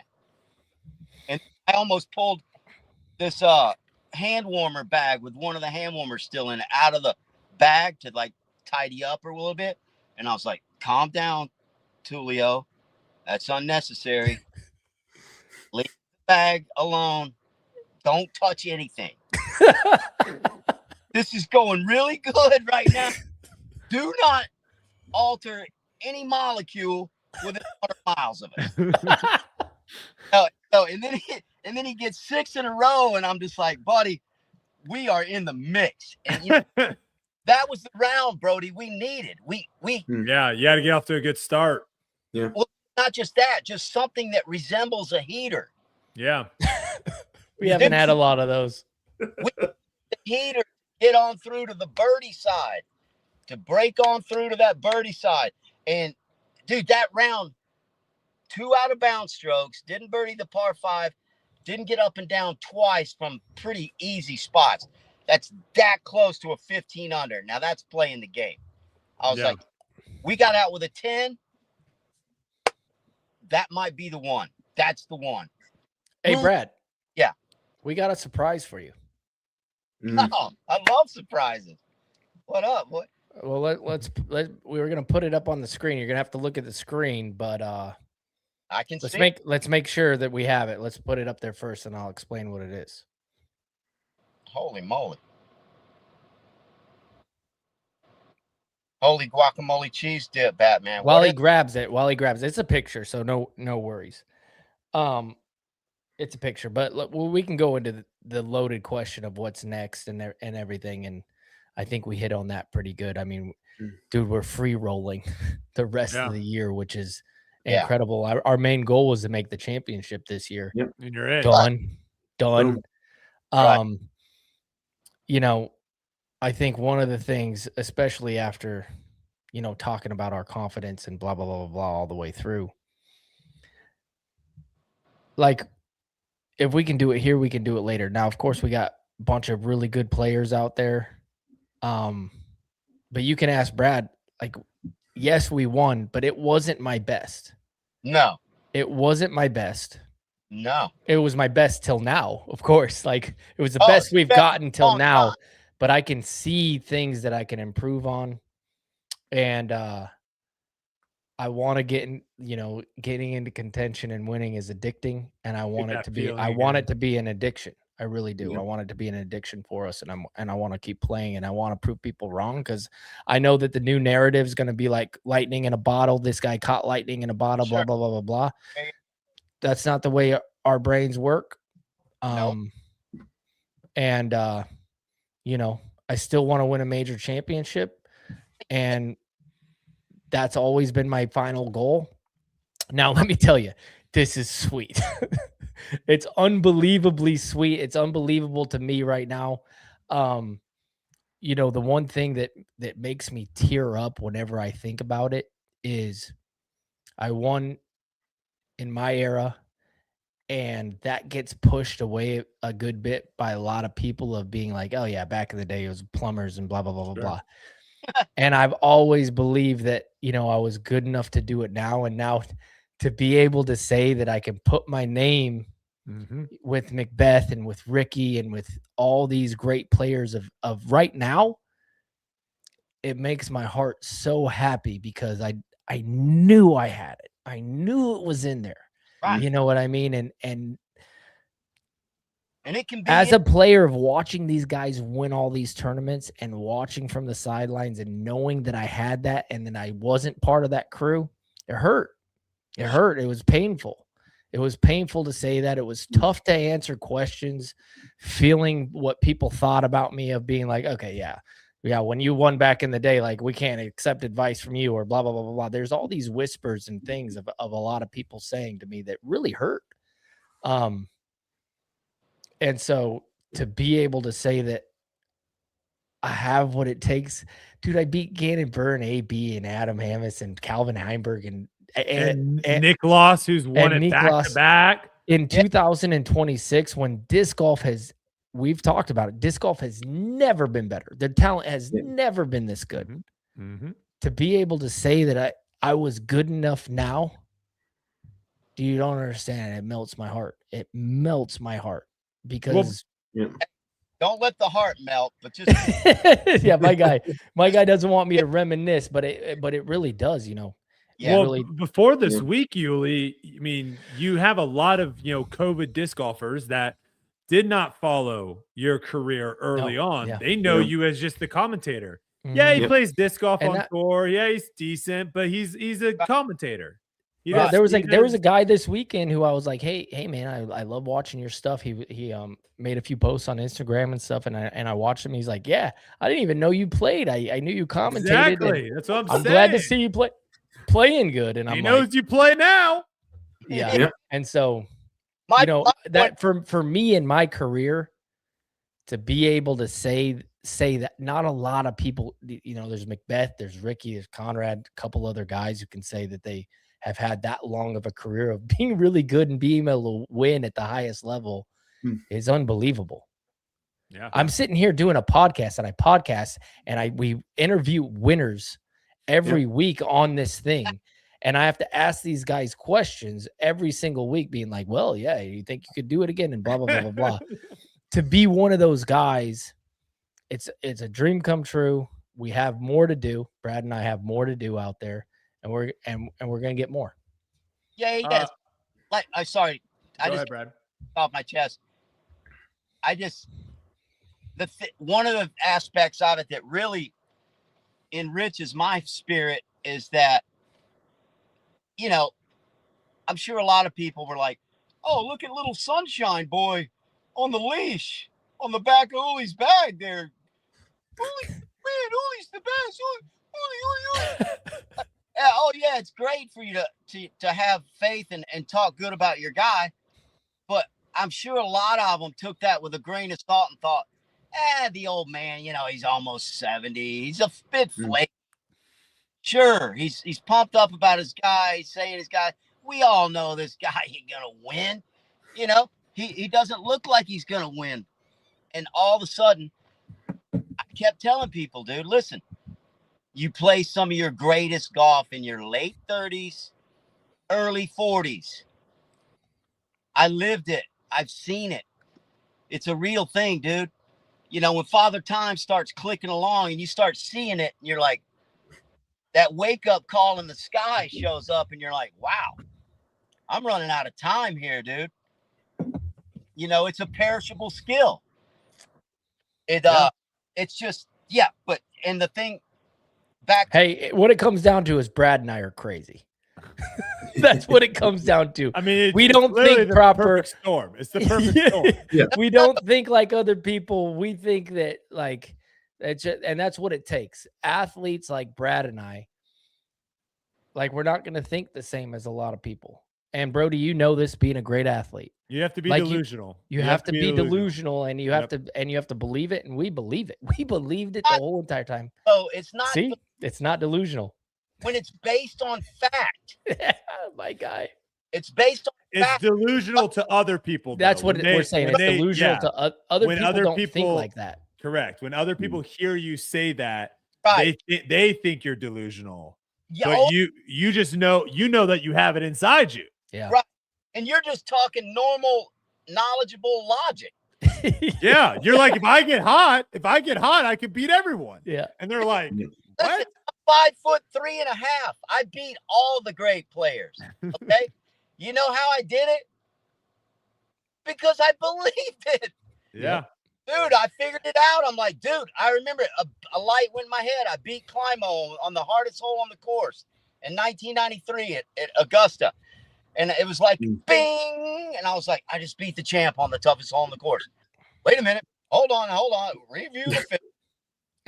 Well, Okay. Brad, we might have Yuli. Go ahead. I think if you try again, Yuli, with what you Brad, we get have ready. something we want to show you. I want to see it. All right, let's pull it up. Brad. What up, champ? Discraft. Oh, wow. Actually made this Zone SS. All right. Commemorating the win, but this is your Zone SS. What? It's only yours. What are you talking about? Yeah, they made a few of these. They're gonna sell them. It says I can't really read it right now. It has I'm gonna read it off my phone because I have it pulled up. That is freaking awesome, dude. Yeah, this Zone. Your face is on that other one too. Yep. So there's two of them. The first one is, it says with the Yuli logo down there, "You're the best, you're the best, you're the best." And it says Brad Hammock above it, Victory Edition. And that disc is solely for you. Discraft was so impressed with everything that you've done and all the hard work that you've put on the bag, and knowing that without you, I wouldn't have done this, that they made this disc commemorate you and your caddy skills. And then on the other side, it has both of our names on the captain's or both of our faces on the captain's Raptor. And so shout out to Discraft, because that they didn't have to do that. And they see Victory Edition, baby. Victory Edition Brad Hammock Zone SS. Those are gonna be, these guys these are gonna be available on Friday. We're gonna release them Friday for the people. I'm sure your Zone SS is gonna sell out. That's not gonna be a question. That's wild. And so congratulations, Brad. Man, thanks, dude. Way to go, Big Holes. No, way to go, Brad. Hey, listen. You deserve it, buddy. Hey, listen. I don't know how much I deserve of this. You know, you're the player, dog. Listen, but I can't be called an idiot. You cannot call me an idiot. I said it. I spoke it. I was like, my dog has the shots. My dog's one of the greatest putters. All you got to do is throw the shots, make the putts. Dude, thanks for being computer perfect, boy, coming down the stretch. That's how you get it done, dog. And yeah, listen, like when Big Ass Matterhole won, that guy exudes so much joy and passion. I felt like I won the tournament that day. It was crazy. And that was one of the most amazing experiences in my disc golf life. Aside from all of the stuff that I've done, just feeling that way, seeing Big Az win and seeing Paul win, it was like the same thing times 100, bro. It was amazing. Like I say, when guys have kids, they win. Father, that's a good quote. That's a good quote.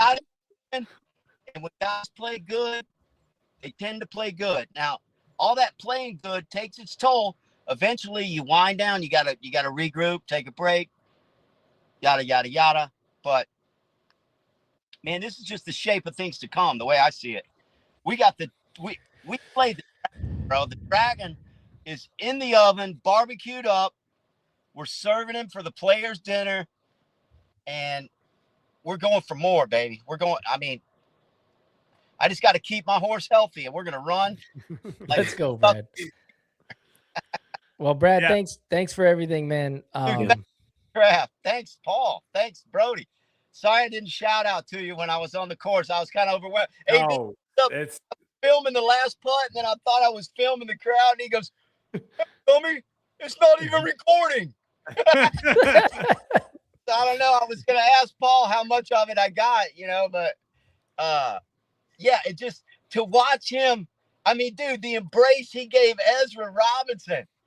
It was like, you could see it was like when Rory got the monkey off his back winning that green jacket last year. Yeah. And so, yeah, man, I mean, I'm stoked. Thank you, Discraft. Thanks for having me on. You know, this is why I came out here.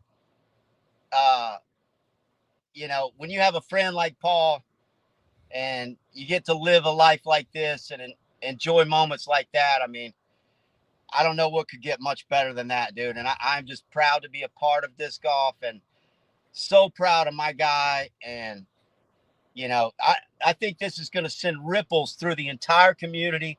It's going to inspire countless people to do great things themselves. And I'm glad to be a part of it, man. Thank you. Thank you, guys. Yeah, you made that even more special, Brad.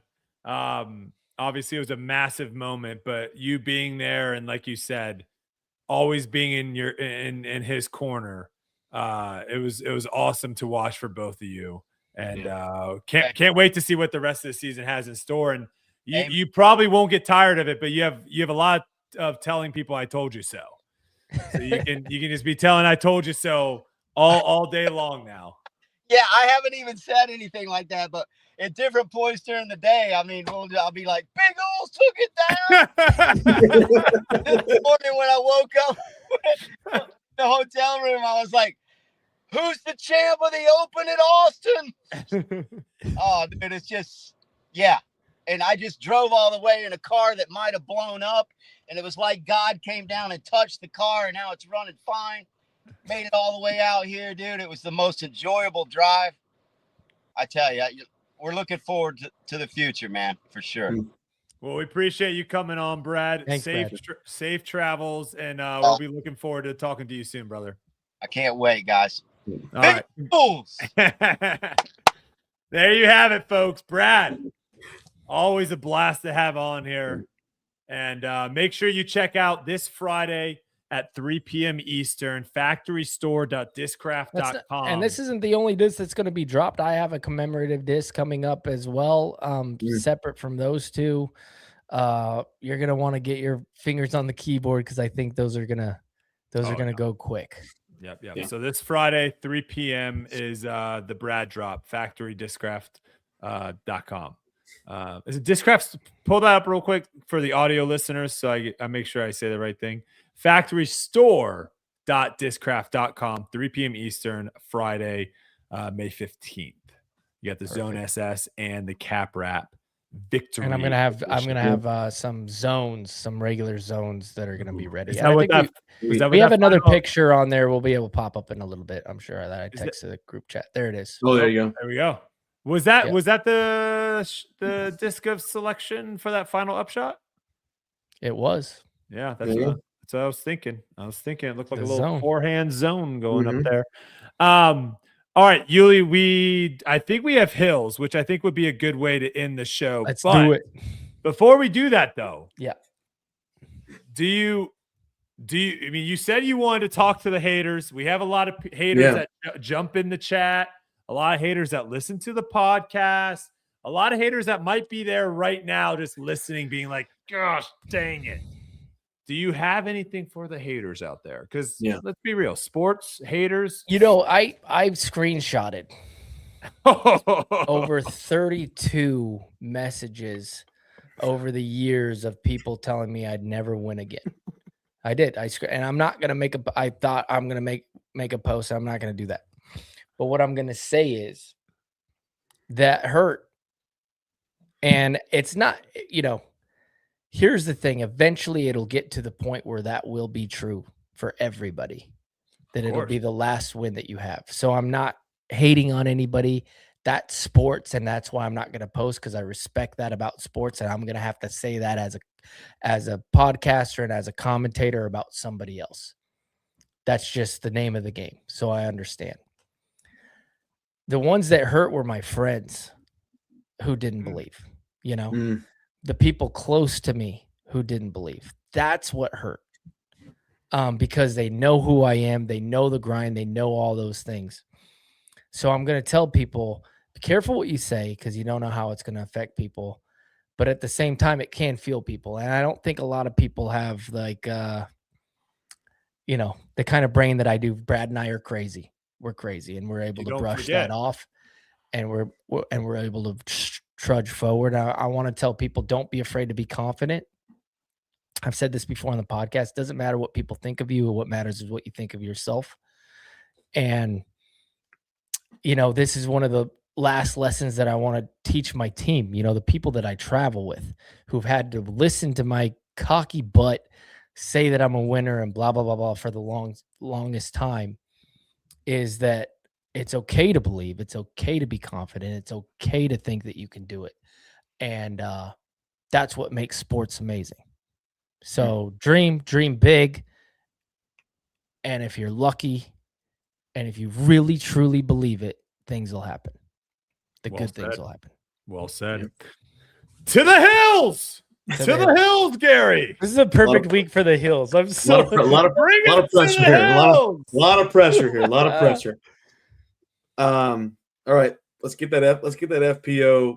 The FPO hill was tough at the top, but shout out to Owen Scoggins real quick. Shout out to Owen gosh, Scoggins. yeah. I mean, absolutely. Another impressive win by her. Gotta give her flowers as well. Very, very impressive win. Shooting 10 under, no bogeys, the final round. And also, too, we talked a little bit about Ezra Robinson. Sorry, I do want to shout out to Ezra Robinson. No bogeys the entire 4 rounds. Nuts. Played so well. Great tournament, and we look forward to him being back in the mix as well. Okay. The hills. The hills. So quick notes. Players off the hill for the FPO. Cat Merch. Wow. Lisa Fakis, Cat Merch, Sophia Donica, Ida, Nessa, and Jessica Gerthy. Oh. Yeah. Most controversial one there is obviously Jessica Gerthy. She did win this year, but rest of the play's not been that great. Okay, so layer number 4 here. Layer 4, we got Katrina Allen, who's been playing some really good disc golf recently, putting down, reminding people that she's got a lot of talent on the putting greens look pretty solid, and the throwing has been great. I'm excited to see coming into OTB here, and they have like some more distance. I think Katrina will, consistent threat there. Outside of one event, Cynthia has been really solid this year. Currently sitting at 14th overall, and she didn't play the first 2 events, so she's got 15th, 6th, 7th, 10th, and 2nd before this past event. So she's been playing really, really solid disc golf. Gary, can I say something? Yeah. She might be trash in the woods. Can you look at any other wooded courses she played this year that she played well? Because Champions Cup, New London, she got 6th place. Okay. Champions Cup, facts. New London. Yep. Yeah, but that's a different type of woods, it's like right? Long woods. That's like a long woods with like big fairways too. Long like woods. She got second at Waco. She got second at Waco.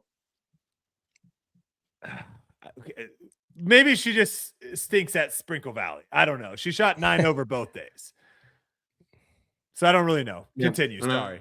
Yep. You got Val here. Have a decent season. She's gonna get booted down because there's more players that keep rising up to the top.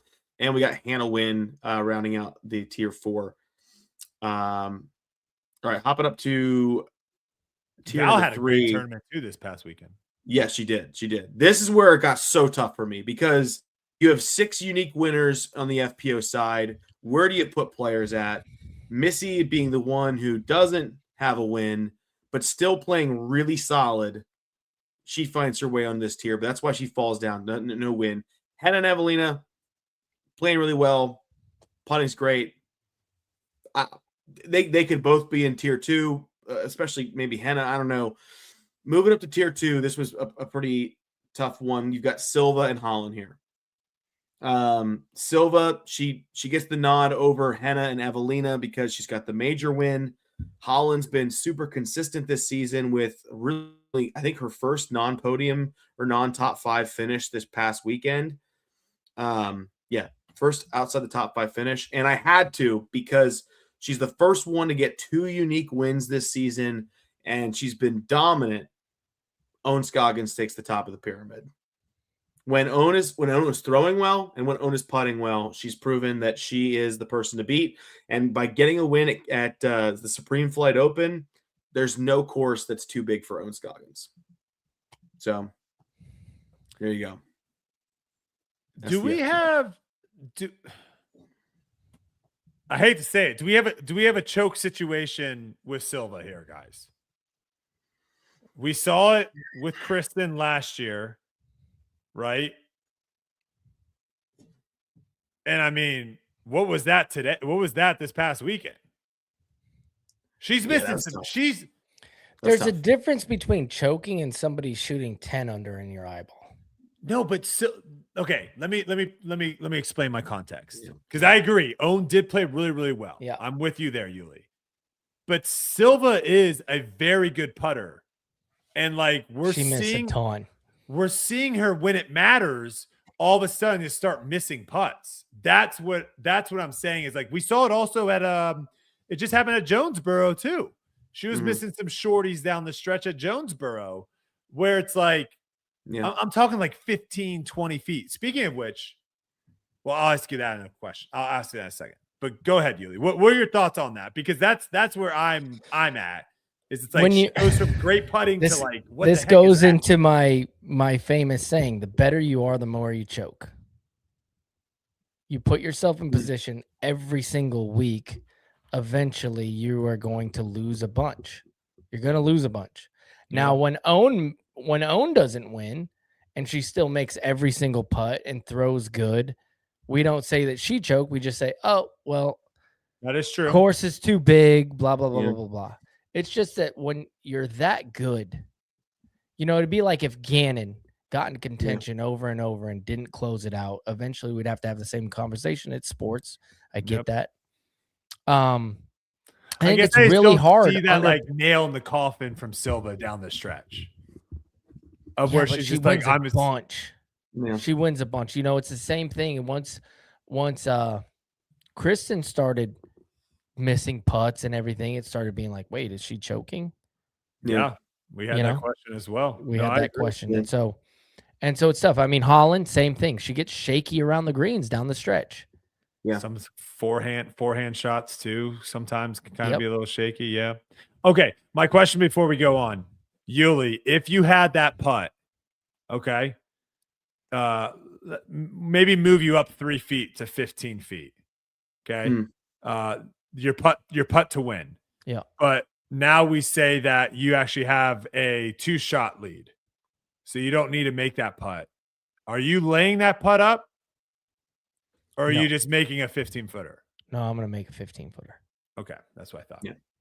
Okay. Yeah. Continue on, Gary. Let's talk over to MPO.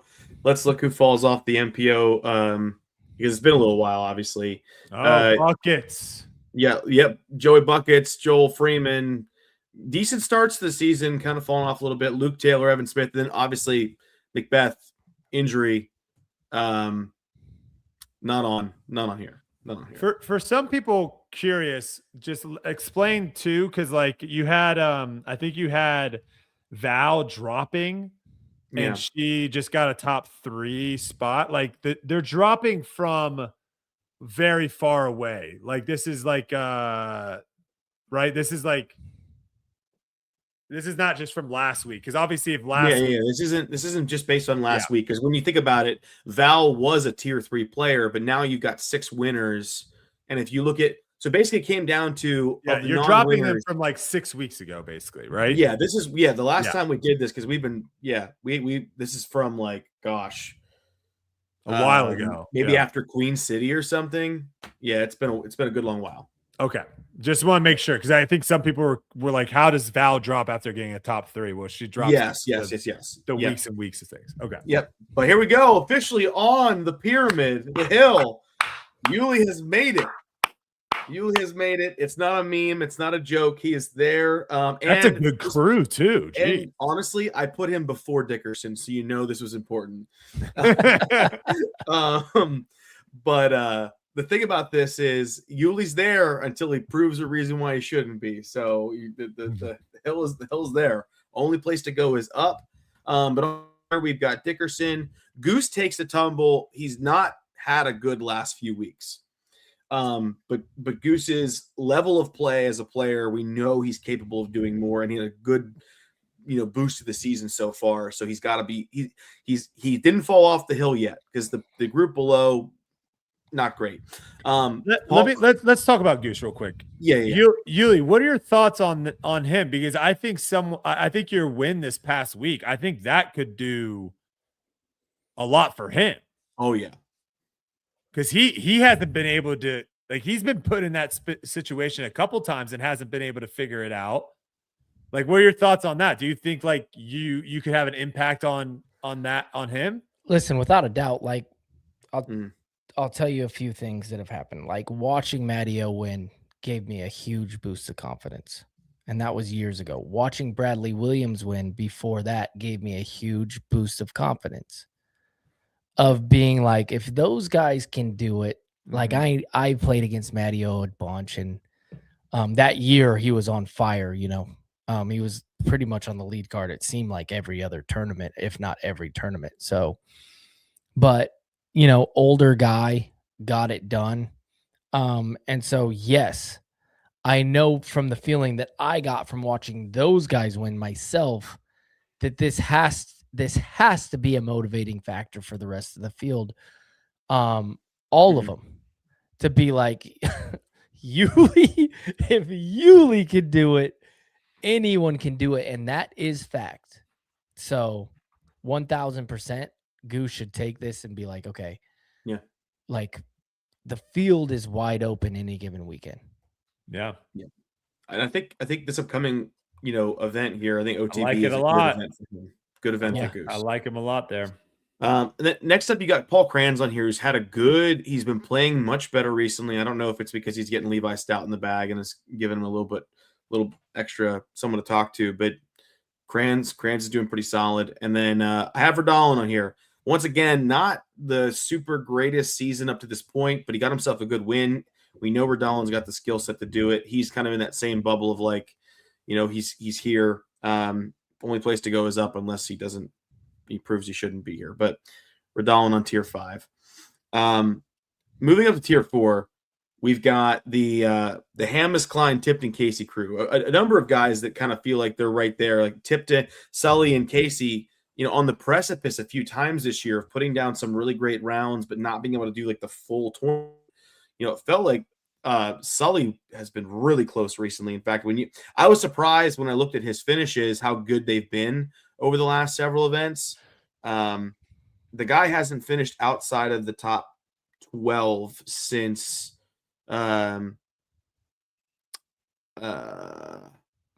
Queen City. So, he's been kind of right there in the mix every time. Hamas is having a decent season except for one event, really based. And Kyle Klein, really just, I feel like one of these years he's bound to win the Open at Austin, maybe. But the putting down the stretch hurt him a little bit. Yeah, I think I want to talk about Sully a little bit. Yuli, I don't know if you have gone back and watched any of the live. He was at one point, like, I thought he was going to win the tournament. Look good. He was playing so well. He was 34 under going into hole 15.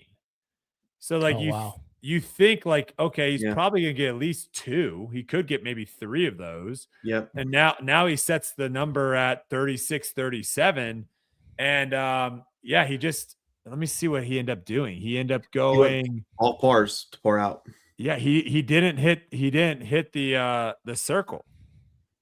Like his driving, he is kind of blundered those 3 I think he missed the putt on hole 15, but 16, 17, 18, he just didn't get a putt. But for a moment, it looked like it was his tournament to lose. Hey man, he's become one of the most consistent players on tour. Crazy for where he finishes. So that's one of the guys we got to look out for. Yeah. Moving down the stretch. 100%. Moving up to tier 3, we've got the Ricky AB Isaac tier. Really, it kind of feels like this tier is very heavily weighted in Isaac's direction. AB's on the come up for sure. Had a rough start to the year, as we all know, but he's starting to, I think, find himself again on the course. And Ricky is I had a tough time with whether or not he belonged up on tier 2 here. To me, it feels like Rick and AB were the hardest ones to snub from tiers 2. AB feels like he belongs here right now, but could move up. Yeah. Moving on to tier 2, you got Nicholas and Calvin, and there's really no reason to hide it. I think we all knew who the top of the pyramid was going to, or the king of the hill was going to be, was at Gannon still. But the conversation between Nicholas, Calvin, Rick, and Isaac is super hard of who belongs in tier 2 and tier 3. And I feel like depending on your likings, you could definitely interchange those players to a certain degree, because right now, Calvin's sitting in third. I think Calvin's really starting to there's something going, there's starting to click there. A couple things down the stretch, a couple putts being missed. Isaac's having a great stretch. This event was kind of the only lone black mark in a stretch of at least 3 or 4 really great events for Isaac. But yeah. I think that just shows like the depth that we have right now of where, I mean, you look at this grouping of people, and you have 2 guys that have won on tour in the bottom tier, right? Yeah. Dickerson has won many times. That's a major champion right there. Goose is on the precipice of winning his first.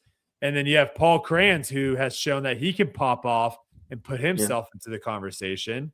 And then you move up, and like the only one in that next tier is maybe Casey White, because it's just like he does tend to like pop off really early on in tournaments and then kind of fade a little bit. But outside of that, like everyone else on this pyramid, like if you told me like, hey, I think this guy could win this week, I'd probably be like, yeah, you're probably right. He could. Exactly. Like it's tough, Yuli. It's tough It out is. there. I'm curious about one of the tiers. 2 guys being flip-flopped. Okay. Give me Isaac's finishes and give me Adam's finishes, because I feel like Adam is going kind of nuts this year as far as consistency in top 10s. So we're going to go from the start. Adam went 7th, 9th, 22nd, 8th, 3rd, 36th, 9th, and 10th. It's pretty good. Now I did include, and Waco was included in there just because the Pro Tour has it on here. Okay. Isaac's was 9th, 3rd, 29th, 5th, 2nd, 7th, 2nd, 37th. So Isaac's blemish is the most recent event, whereas okay, so they're close. They're really close. I knew they were going to be close, but Isaac has a few seconds in there, which is nice. Yeah. Okay. Yeah, so I don't have a problem with it. Yeah, you can't put some people in the chat are asking for Ezra. You can't put Ezra on there yet because of just the beginning of the season. If you want to talk about his beginning of the season. Yeah, so Ezra he went 9th, 18th, 101st, 28th, 40th, 32nd, 13th, second. Now with a 13th, now that's at Waco, so I don't weight that as heavily in my opinions here. Course, but a second place here at the Open at Austin, if he comes out and he gets a second place here at OTB, he might be a guy who jumps somebody here on the bottom tier to get in. But I can't just because of one event. Can you please do my stats for the audience? Absolutely. This should be good. This should be good. This is Go. great. Wait, let me hold on. Let me add. I want to add them up before you go ahead. Okay. We got 71st. Okay. Oh no. 41st.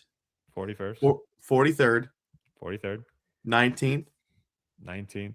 47th. 47th. 25th. 25th. First. 247. How many events is that? That is 1, 2, 3, 4, 5, 6, 7 events. And that does not include Waco. So it's all pure. So going into this event, Yuli, your average finish was 41. After this event, your average finish is 35. It's pretty good. There you go. Big jump. Big jump. There you go. And going into one of your favorite events of the year. So oh my gosh. That's awesome, man. That is we've talked about that though on this podcast. It's like, would you rather be the guy that's just like getting a bunch of top 20s and never win? Yeah. Or would you rather be the guy that's like, sometimes you get a top 20, sometimes you miss cash, but sometimes you win. I Yep. think we'd all pick the sometimes you win guy. Yeah. Feels pretty good. Winning is everything. Feels pretty Winning is good everything. now. Yeah. Those other events felt pretty cruddy, but this feels pretty It good. makes it worth it. Yeah. Mhm. Winning solves so many How funny. problems. Winning How solves funny. so many problems. Yeah. Crazy stuff. I mean, you got anything else, Yuli? I really don't. I mean, no, I don't. Trying to think on some notes that I I was gonna say, did we hit everything you want to talk about? mentally? No, I got some flack for online, which happens from time to time, about my beliefs and me thanking God for giving me the strength to do what I did. And there's actually something that actually goes in there deeper that I wanted to share with everybody, because it's my truth and it's real. Is I was doing a Bible study, like 2 days before by myself, and it was actually sharing with my wife. It was about anxiety, and there was this clip from this guy, and he was like talking about a box that you put all your like you write a note of anxiety or a worry, and then you put it in the box, and the box is a God box.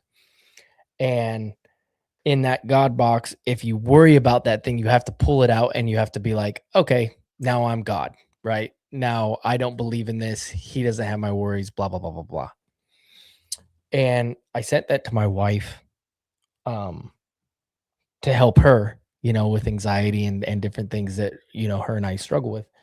And then on the course, I realized that I wasn't doing that. And I was trying to take it all on myself. Like, I have this meditation that I do where I have these 2 whiteboards and blah, blah, blah. Go basically down the stretch of the tournament. I started taking my anxieties and I started putting them in the box mentally.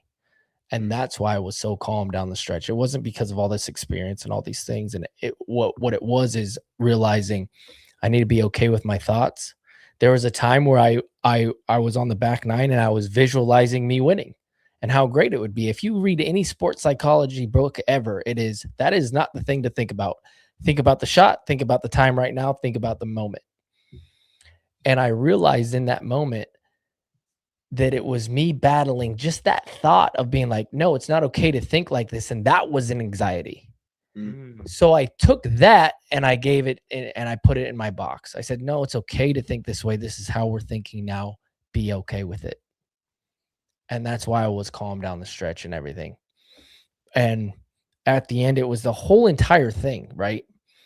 So I don't get into a lot of religious stuff on social media. I don't do that, but it is a platform that I have to use. When I promised myself once I got there that I would use it. And everybody says like, oh, well, if God was real, then he would give Ezra that opportunity too. Then why did he lose? Here's the thing. I lost for so long and it was so hard that maybe, just maybe, he was using me for this moment so that after all of this time and all of this weight, that all of a sudden my platform was so big that when I could declare my love for Jesus, that maybe, just maybe, it's more impactful now. So take that for what you will. That's my truth. That's the way that I live my life. And I really believe that you can do all things through Christ who strengthens you. Amen, brother. Yeah. Yeah. Well 100%. said. Well said. All right. Well, folks, I hope you all enjoy tonight's podcast. The support for you, Yuli, in the chat has been overwhelming. Thank you. Shout out to everyone. We have over 1,000 people still watching right now. So if you are watching live right now on YouTube, thanks so much for being here. Pick'em will be next week. There's no tournament this weekend, so we'll do OTB next week. But Yep. Me and Yuli we've been doing this podcast for a very long time now. Gary's been doing it for a decent amount of time now as well. And, I think this is where some of your biggest fans are, Yuli, here. Yeah. And so having this pod tonight to have all you guys in the chat celebrating your win, it was cool to see. It was cool to see because, this was not like you just rolled off your couch and went out there and got lucky and won. Like this is days, weeks, months, years of hard work that you've been putting in and never giving up on yourself. And I think a lot of us can take a lot from that. So everyone from chat, myself, Gary, PJJ, Mike, congratulations, brother. You deserve it. Thank you. And I hope you have a great week. It's gonna be awesome, man. Get excited going into the next one. Thank you guys so much for watching, and we'll be here next week. Take it easy.